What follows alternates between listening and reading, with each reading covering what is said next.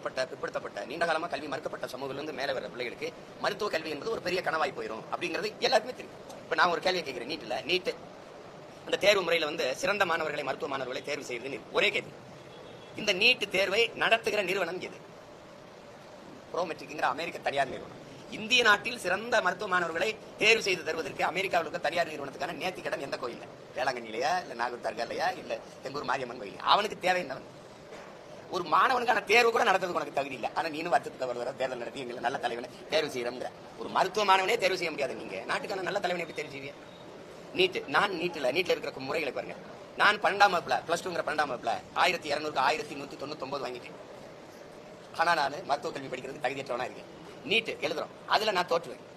ஒருத்தன் 750 800 மதிப்பெண் வாங்கிட்டான் +2ல, அந்த 12ஆம் வகுப்புல. அவன் நீட்ல தேர்ச்சி பெற்றுறான். அவன் மருத்துவம் படிக்கிறதுக்கு தகுதியானவன் ஆயிடுறான். அப்ப நான் மருத்துவம் படிக்க தகுதி இல்லாம இந்த +1 +2 அதை தூக்கிடுங்கன்றேன்.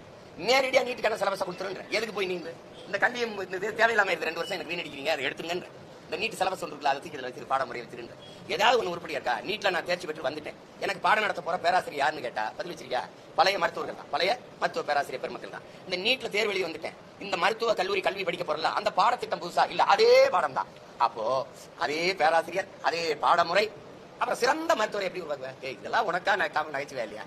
எங்களை மருத்துவம் படிக்க வச்சிடக்கூடாது. அதை தவிர அது எதை சாதிக்குது? வட இந்தியால தென் மாநிலங்கள்லயே எங்கேயாவது எங்க பிள்ளைகளை போல உயிரை மாய்த்து கொண்டு செத்தது எங்கேயாவது இருக்கா? எந்த மாநிலத்திலேயாவது தலைமுடியை விரிச்சு விடு, துப்பட்டா வெளியிடு, உள்ளாடைய கலட்டு, இந்த முழுக்கையை போட்டிருந்த சுடிதார் அதை வெட்டு, இந்த கொடுமை எந்த மாநிலத்தில் நடக்குது? எந்த மாநிலத்தில் செய்தி? இத்தனை மாநிலத்தில் இருக்குது. என் மாநிலத்தில் தான் என் பிள்ளைகள் சாகுது. ஏன்? அவன் பாத்தடிக்க அனுமதிக்க விடுறான். என் பிள்ளைய நீ உள்ளாடை கலட்டிட்டு ஒரு உள்ள அனுப்புற பொம்பளை பிள்ளைய, அது அந்த பாத்தத்திலே உட்காந்துருக்குமா, மனசுல இருந்து பாடத்தை எடுத்து தேர்வுல எழுதுமா? இதெல்லாம் இந்த கொடுமை. நீங்க வேணா உங்களுக்கு உங்க அளவி செய்யணுதாங்க, நான் காணொலியில் அனுப்புறேன். வட இந்தியால அந்த மேலால சூப்பர்வைசர், தேர்தல் சூப்பர்வைசர் அங்க நிக்கிறாரு. அவன் நோட்டை புத்தகத்தை பிரிச்சு வச்சு எழுதுறானா இல்லையா? 700 பேர் எழுதின தேர்வுல 800 பேர் தேர்ச்சி பெற்று வரானே. எப்படி நீட்ல தேர்ச்சி பெற்று வந்த மாணவனுக்கு ஒரு கேள்வி கேட்கிறாரு, இதை தேர்ச்சி பெற்றிட்டியா, இதுக்கு பதில் இருக்குன்னு தெரியல. அப்போ அவனுக்கு அது வசதியா இருக்குது. எத்தனை கல்லூரி இருக்கு? எங்களுக்கு 24க்கும் மேற்பட்ட கல்லூரி இருக்கு. எங்க மக்களின் காசு, எங்க ஆத்தாளப்பன் காசுல எங்களுக்கான மருத்துவ வசதிக்காக கட்டமைக்கப்பட்ட மருத்துவ கட்டமைப்பு. அதுல நாங்க ஒரு 400 பேர் படிக்கிற கல்லூரியில தமிழர்கள் 4 பேர் படிச்சா பெருசு. அந்த மருத்துவ மற்ற இடங்களெல்லாம் எவன் நிரப்புறான்? மற்ற மாநிலத்துக்காரன். ஏன்? எனக்கு வாய்ப்பு இல்லை. இவ்வளவு பின்னடைவு இருக்குதுன்னு தெரிஞ்சு நீ எப்படி அந்த நீட்டை கொண்டு வந்தீங்க? காங்கிரஸ் திமுக சேர்ந்து நீங்க தம்பி, நீங்க கொலை பண்ணிவிட்டிய. நான் எங்க அப்பா கொண்டுட்டீங்க கொண்டா நீனும் கூட உட்காந்து எழுதிட்டு இருக்க. அதெல்லாம் சேட்டை தானே? நீ ஒப்புக்கல்வியா உளமாரி எழுதுறியா? எங்க அப்பா செத்துட்டாருன்னு அழுதுகிட்டு நீ கொலை பண்ண நீனும் கூட உட்காந்து ஆமா செத்துட்டாருன்னு அழுதுகிட்டு நாடகம் போட்டுருக்க. கச்சத்தி விளையதே தான். கொடுக்கும்போது உட்கார்ந்து இருந்துட்டு இப்ப மீட்க தீர்மானம், நீட்டு கொண்டு வரும்போது பேசாம இருந்துட்டு இப்ப மீட்க தீர்மானம்.